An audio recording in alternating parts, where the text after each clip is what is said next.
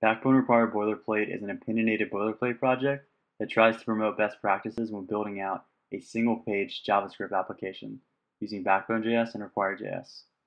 Some of the goals of the boilerplate include showing how to decouple your JavaScript from that one huge monolithic file into smaller, more self-contained files or modules. Another goal is to show how to separate your data from the DOM using Backbone.js collections, models, and views. Other goals include showing how to reuse your logic between your desktop and mobile web versions of your application, while showing also how you can utilize a mobile UI framework such as jQuery Mobile and a desktop UI framework such as Twitter Bootstrap. We'll also look at optimization. So we'll be utilizing the Require.js optimizer to concatenate and minify all of your application's JavaScript files into one file. And we'll also look at almond.js, the AMD shim that is also built by James Burke. So we can see how we can replace Require.js in production with the smaller almond.js. Other cool things include showing how to unit test your entire application using the popular BDD JavaScript unit testing framework, Jasmine. And finally, we will show how we're utilizing Node.js as our server and also using Node.js to run the Require.js optimizer. But this boilerplate does not really focus on server side. It's heavily focused on client side, and Node.js, besides using it for the Require.js optimizer, the server section is only here for convenience.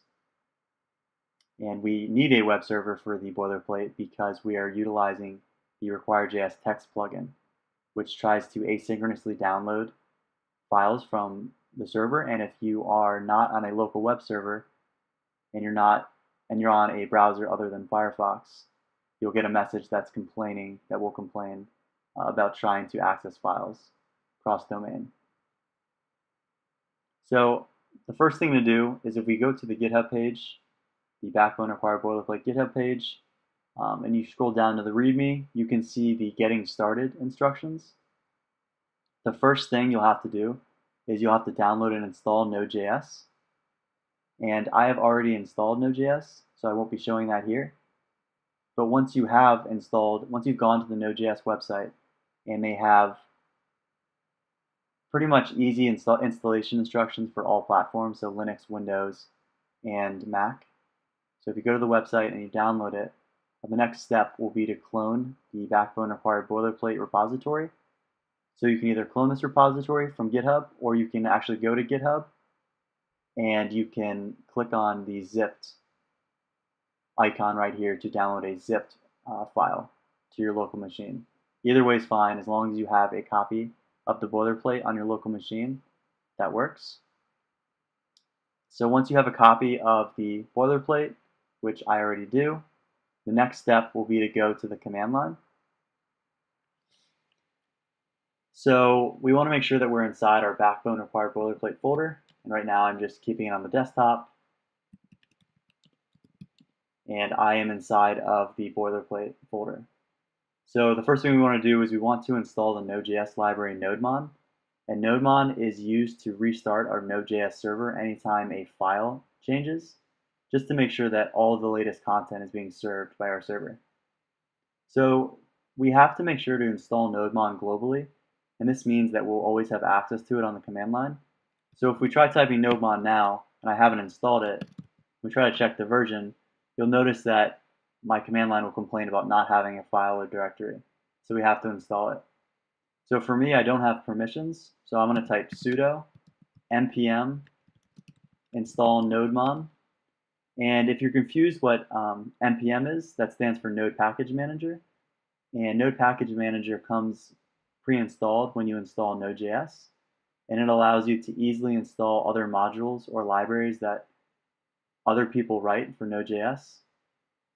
So the command npm install and then the name of the library, which is nodemon, and then a -g, and the -g will tell npm to try to install it globally.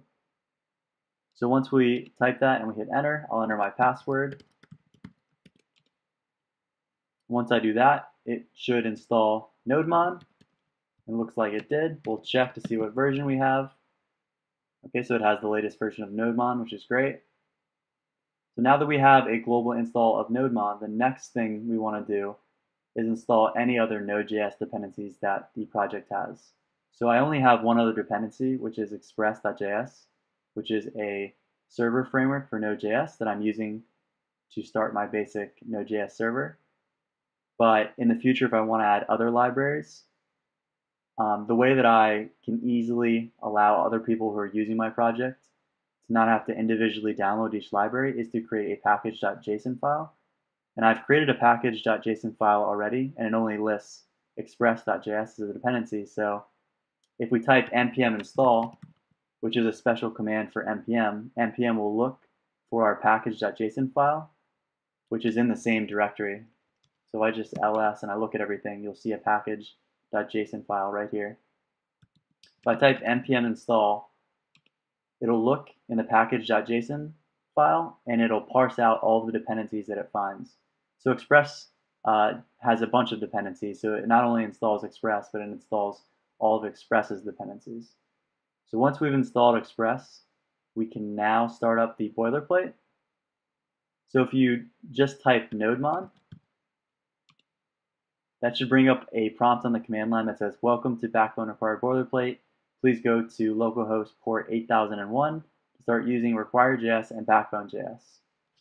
So let's listen to those directions and go to localhost port 8001.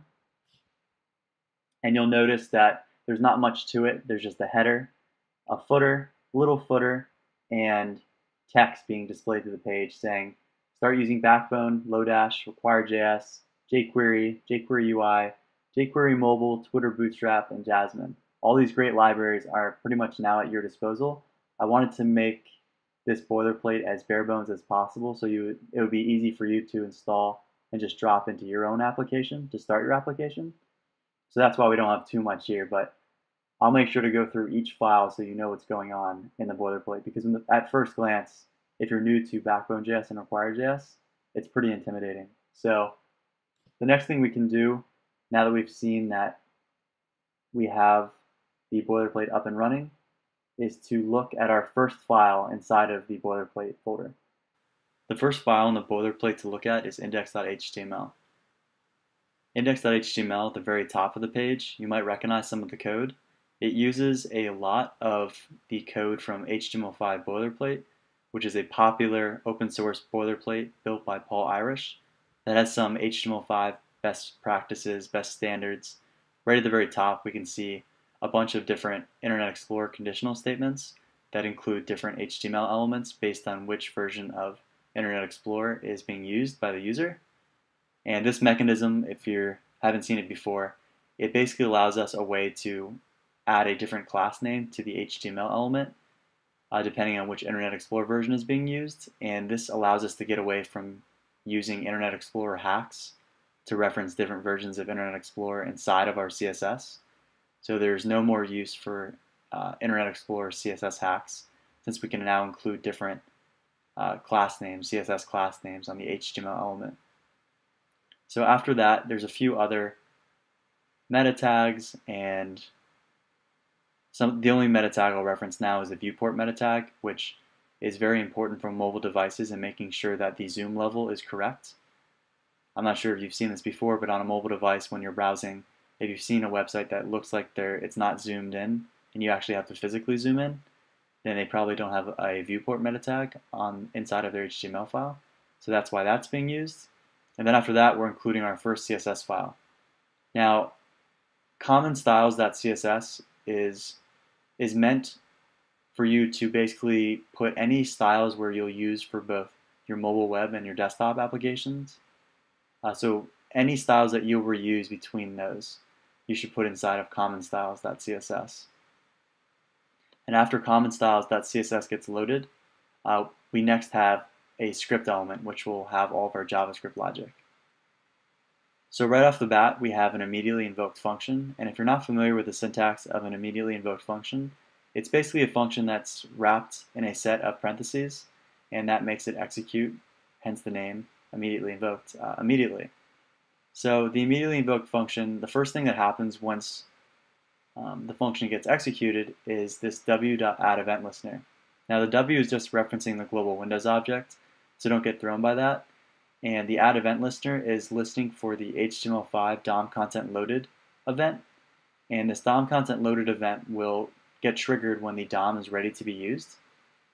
So this is a better event to listen to than the load event, which will only get triggered when all of the resources have been loaded, including images, CSS files, all that jazz. So the DOM content loaded event is not supported in Internet Explorer 6 through 8, but for the boilerplate, I'm really only recognizing and supporting what I consider to be modern browsers, which is Internet Explorer 9 and above, and some of the other main browsers like Chrome, Firefox, Safari, and Opera. And if at this point you're wondering why I'm using the DOM content loaded event instead of the jQuery ready event, that's because at this point in time, since Require.js is going to be loading my jQuery, and Require.js has not been included on the page yet, I don't have access to jQuery yet. So because of that, I'm using the DOM content loaded event to eventually include Require.js. And once the DOM is ready to be used, my mobile detection script, which is written in JavaScript, will be executed. And it's a very basic mobile detection script. You can totally do the server side, you can do it however you like, you can have a different script. But this seems to work out well enough for some of the main platforms, the main mobile platforms. So it checks to see whether or not you're on an iPhone, whether or not you're on an iPad, an Android device, a BlackBerry device, a Windows phone, and if you are on a mobile device and it detects that, it loads a few files using the load files function, which I have created. It's a pretty small function. You'll be able to see it a little bit further down inside of index.html. And the load files function basically calls two other functions, which I've also created. One of which being load CSS, which just asynchronously adds a style sheet element to the page. It's a way for you to asynchronously load a CSS file. And this load Require.js method, which is very similar to load CSS, except it asynchronously loads a script tag to the page and adds a data main attribute, an HTML5 data attribute called data main that Require.js looks for to basically know which file to first look at to initialize your application. So you might be wondering why I am loading my CSS here instead of within Require.js, and that's a great question. Basically, Require.js does not support loading CSS files as of now. So because of that, and because I can't load all of my resources with Require.js, but instead really load only my HTML templates and my JavaScript files, I am just loading the CSS files that I need asynchronously. So the only CSS file that I'm including, if it's a mobile device, is the jQuery mobile CSS file. Obviously, you might have another CSS file, maybe your own site-specific mobile CSS file. That's up to you to include that here. So you could just also you could adjust the load files method to suit your needs. And then after we've set the mobile CSS, then we also include Require.js and set the data main attribute, which again points to a certain JavaScript file to tell Require.js where to look for our application.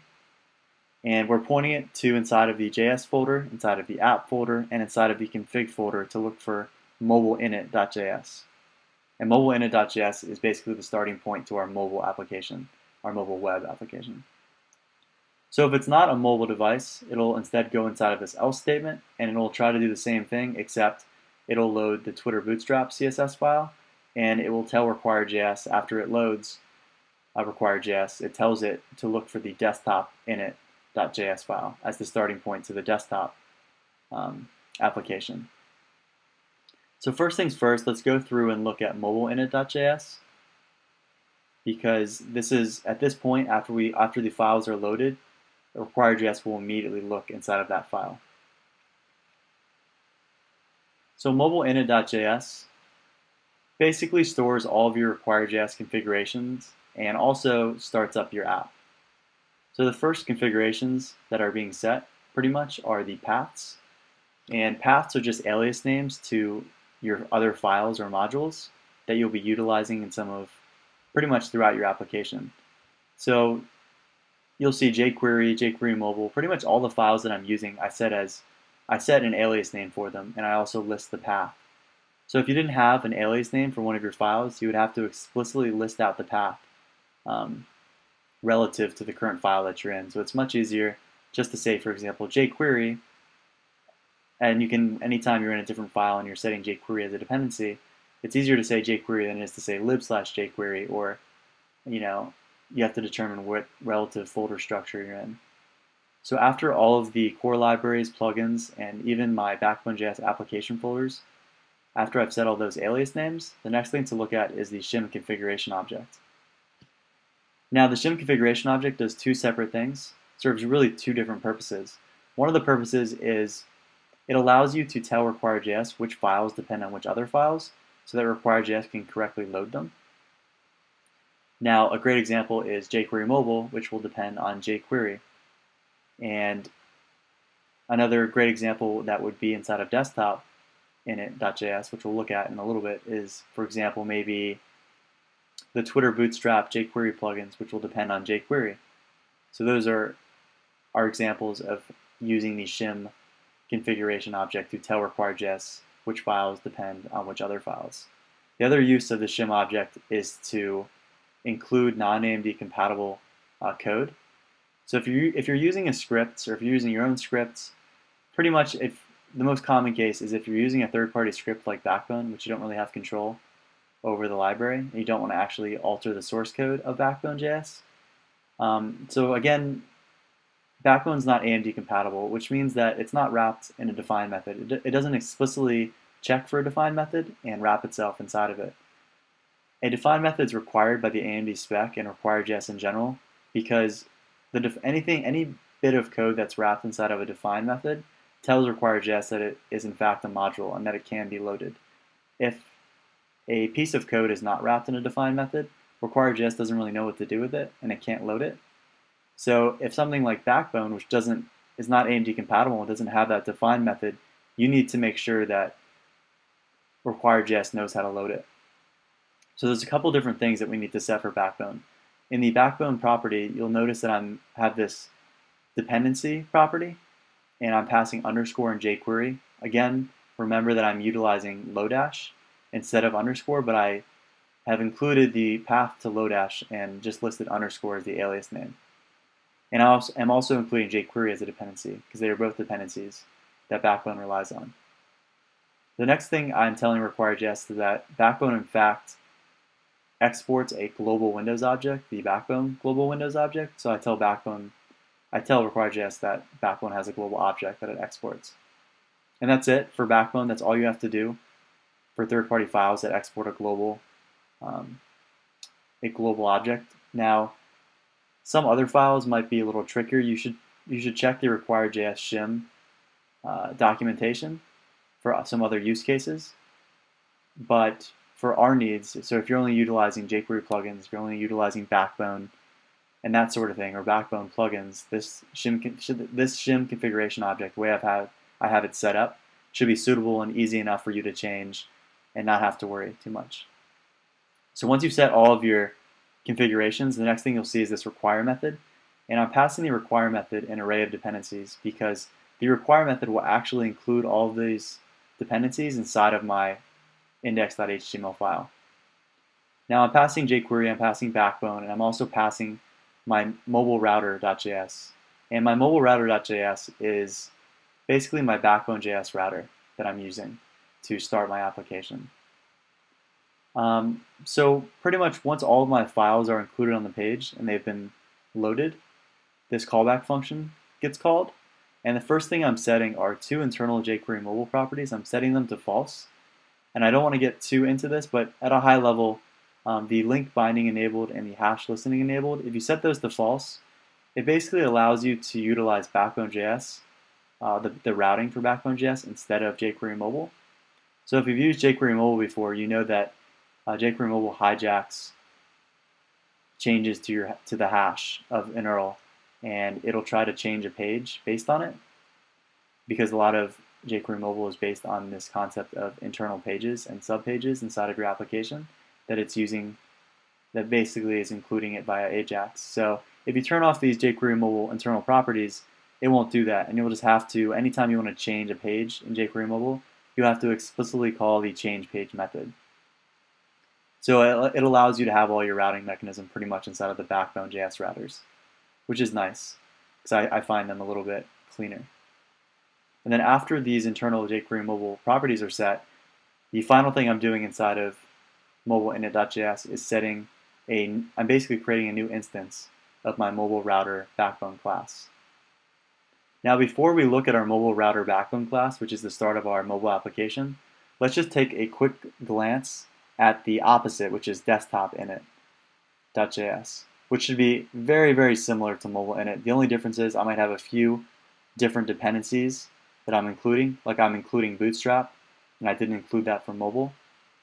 So that's really the only difference. I'm also including jQuery UI.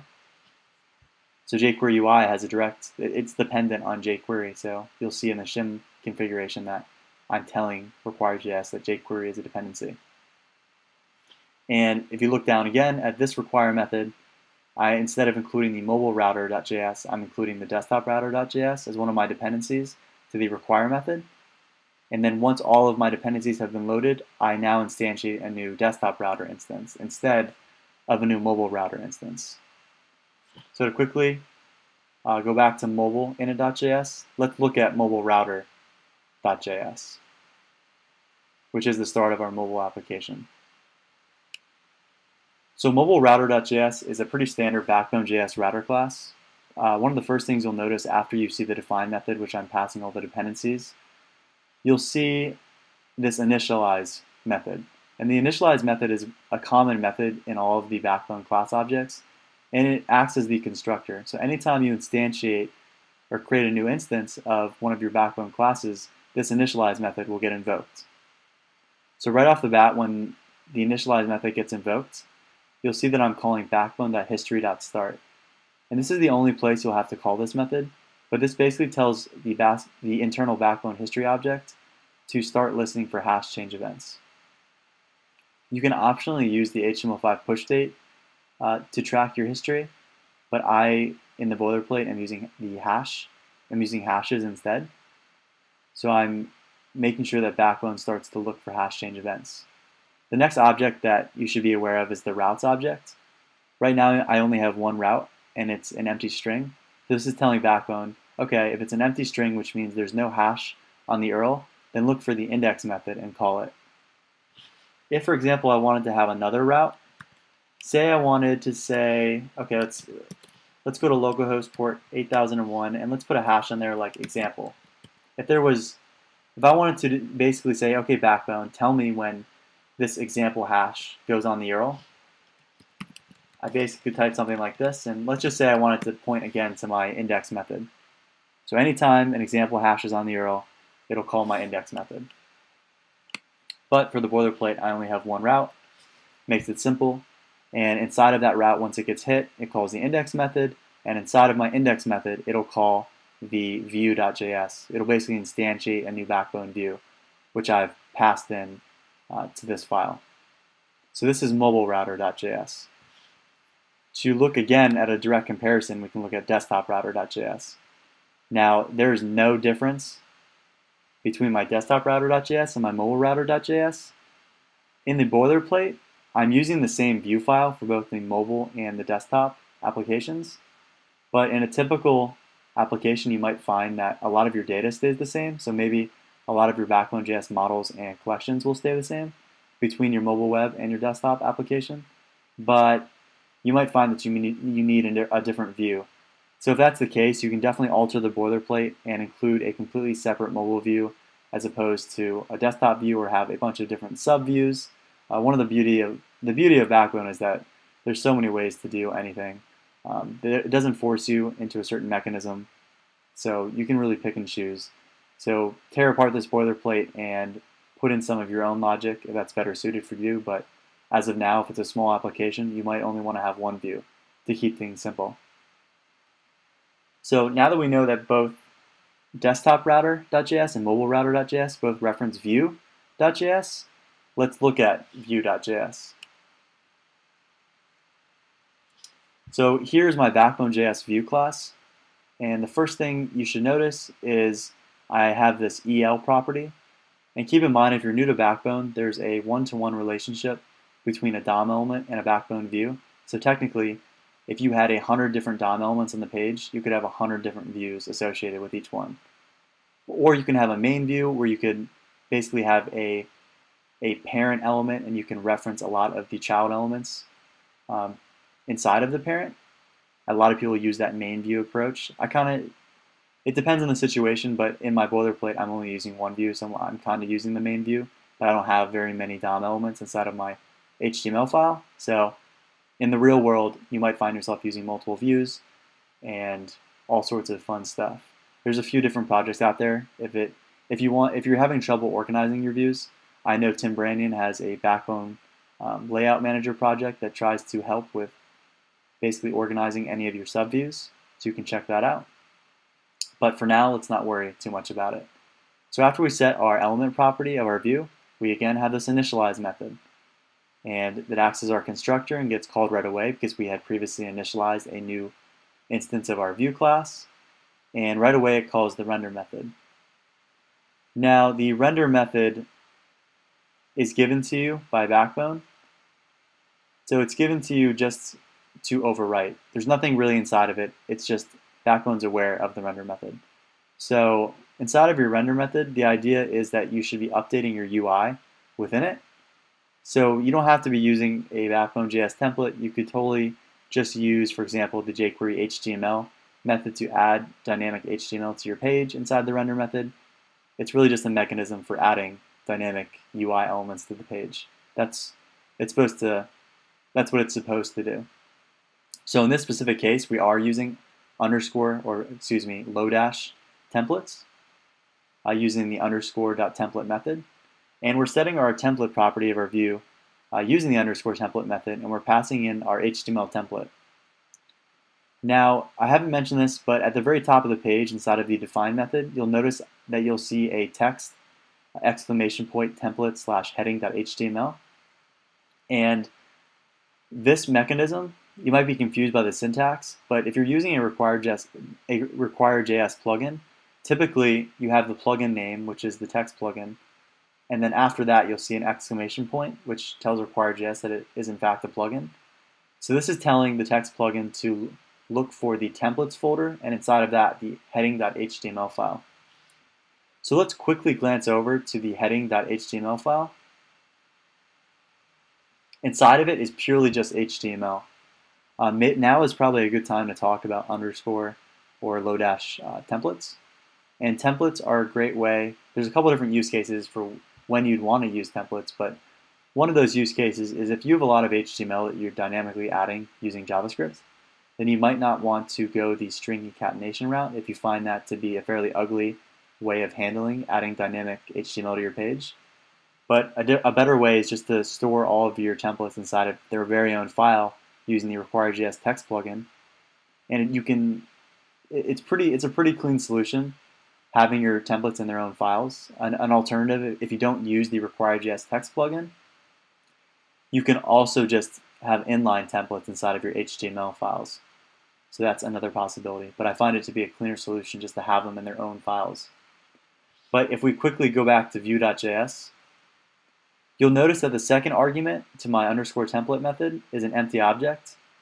So this brings us to the second use case for when you'd want to use templates. Say that you wanted to have some sort of live binding where you're calling your render method anytime a model property, or pretty much like anytime a model property changes. Maybe you'd want to pass a dynamic, maybe you'd want to pass, for example, your collection to your view. You could say something along the lines of this.collection if we had a collection associated with this view. And this basically passes this collection property to your template. So inside of your heading.html, using the underscore syntax, which I believe is something, if you wanted to output the property, you could say, let's say collection.models.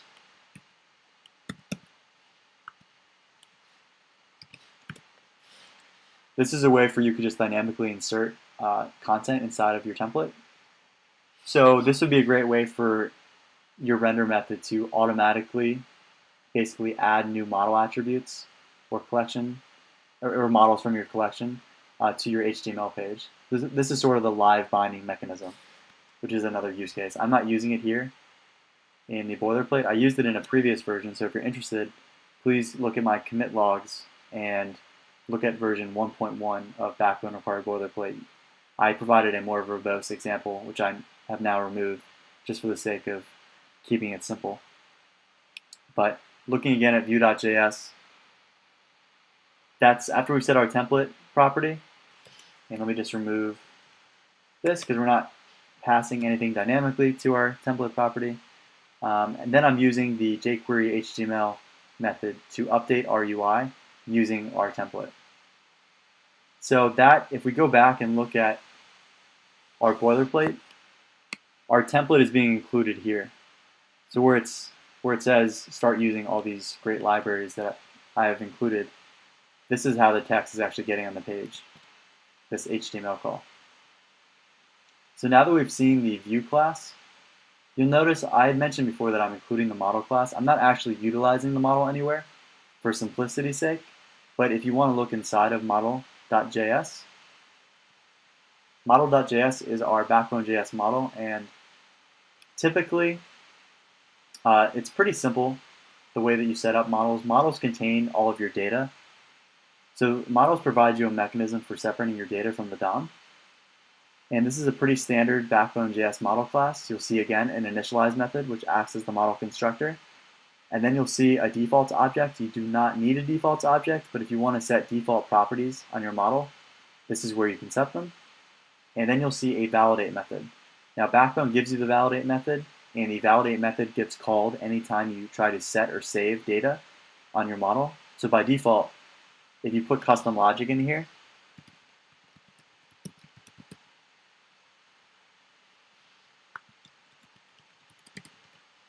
this will get triggered anytime, pretty much anytime I'm setting or saving data on my model, the validate method will get triggered. Now it's pretty bare bones, and Backbone doesn't really provide you an implementation on purpose, so it wants you to overwrite the validate method with your own logic. And there are a bunch of there's a bunch of Backbone plugins out there that will handle validation in a more, I would say, a more verbose way. So you can check those out. But for now, I only include an empty validate method just to show you the pattern for overwriting it. So now that we've looked at our model.js class, we can also look at our collection.js class. And I like to, when I first started with Backbone, I actually had a little bit of a tough time trying to figure out when I would be using collections as opposed to models and all that. And I like to think of it this way. I like to think of it as a table. So inside of a table, you might have a bunch of rows. I like to think of each row as a single model. They might be of the same model class, but I like to think of each row as a new model instance. So say you have one model class, and you have a bunch of model instances, and they are all pretty much rows of your table. Well, the entire table itself, which contains all of your models, that's the collection. So collections provide you a super handy mechanism for using and manipulating. Maybe, for example, you could even sort. You could sort your models inside of a collection. You could do all sorts of stuff. You could pull out models from a collection. And it's very handy because there's a lot of _/lodash methods which you can use on this array of models that are inside of your collection. So the only thing I'm doing inside of my collection.js class is setting the model property. And this tells Backbone what type of model class the models to expect. So it's saying, I'm not adding any models to my collection here. I'm just saying when I do add models, or if I do add models, it'll be of type model. And it's a pretty terrible name for me to name it model, but it could be anything. It could be user. It could be a model of type user. So those are pretty much all the application files. If we also want to look at how we actually build for production, that's the next thing to look at. This is the Node.js/Require.js optimizer build script, and this is what will optimize your entire application to make it production ready. And I won't go through a lot of the options, but at a high level, what it'll do, it'll use the Require.js optimizer, and it will create it'll basically output two different files. It'll output a mobile init.min.js file, which is the minified version of your mobile web application, and it will output a desktop init.min.js, and that'll be your desktop version of your minified desktop version. So it will also use almond.js, which is an AMD shim built by James Burke, and almond.js is perfectly suited for when you're building out a small to a medium application and you only want to use one file for your entire application, and you're not worried about lazy loading files at a certain point. You're just worried about including one file, having everything in one file and minified and concatenated. And you don't want to include the entire Require.js file, which is much bigger than Almond because it provides more features.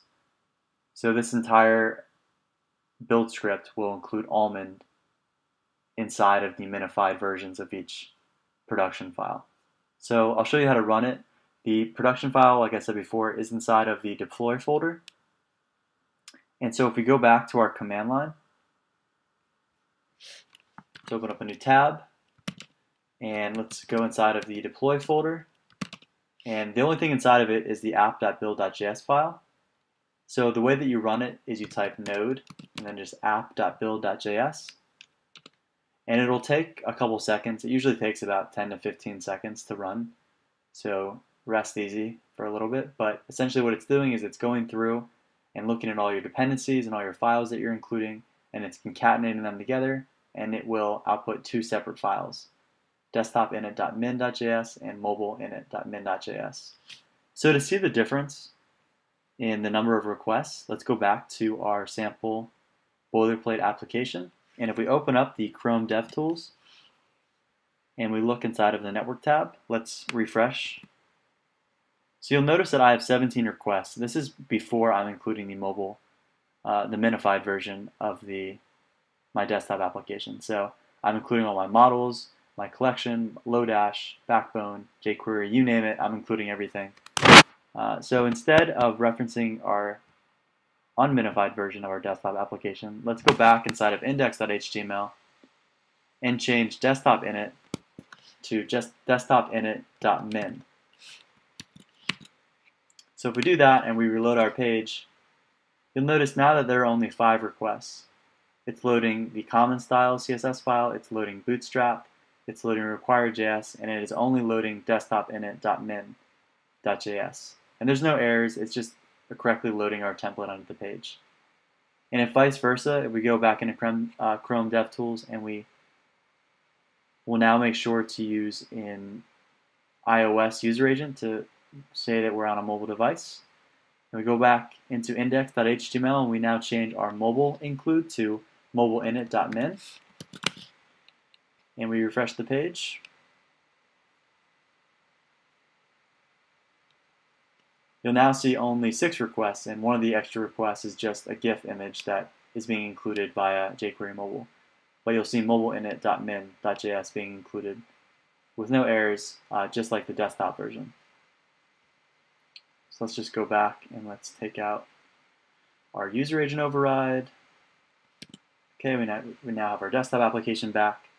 And so that is the entire build script. So if you have any questions about the build script, be sure to hit me up on GitHub, and I will respond to any questions about it in case you want to make changes to it. But yeah, so that's that. And the last thing to look at is the testing with Jasmine. So the first file for that is specrunner.html. And before we actually look at the code, let's actually go to specrunner.html. So the way that you access it is just go to localhost port 8001, like we've seen before, to hit our demo page. But just do /specrunner.html. Now, specrunner.html will, every time that you hit this page and refresh this page, it will try to run all of your Jasmine tests. So if you're not familiar with Jasmine, a spec, which you see 7 specs with 0 failures, a spec is the same thing, is synonymous with a unit test. So if you want to actually look at what unit tests or specs passed, you can click on the pass checkbox, and you can see which tests passed. So right now I'm including 7 different tests, and that includes testing my Backbone views, models, collections, and mobile and desktop routers. So there's a lot of room for you to look at what I did and make it better for your application. So if we go back, now that we've seen what specrunner.html does and what it outputs, let's look at the specrunner.html code. So all it's including is the Jasmine CSS file, and the next thing it's doing is it is including Require.js and setting a data main attribute to the testinit.js file.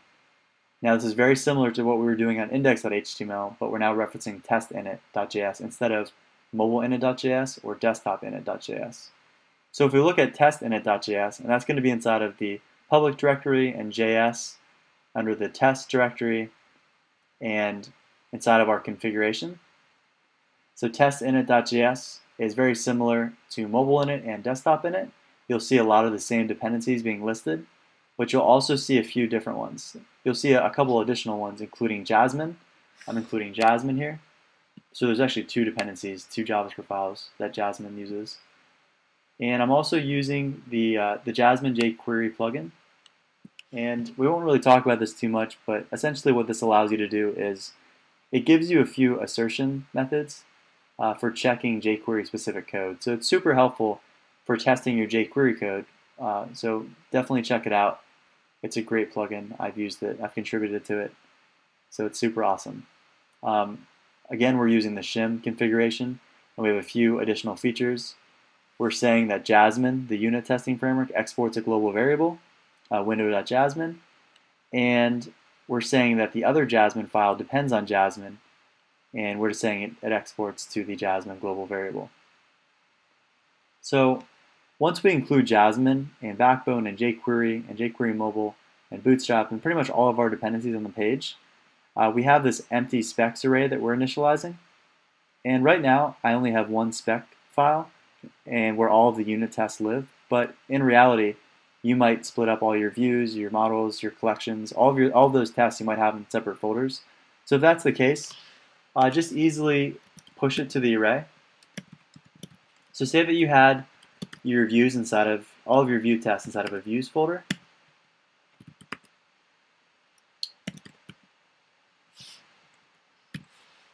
This would automatically pick up this new spec, viewspec.js file, and it would include it when we actually are trying to test our code. But this boilerplate only has one, so we're going to default with just the one spec.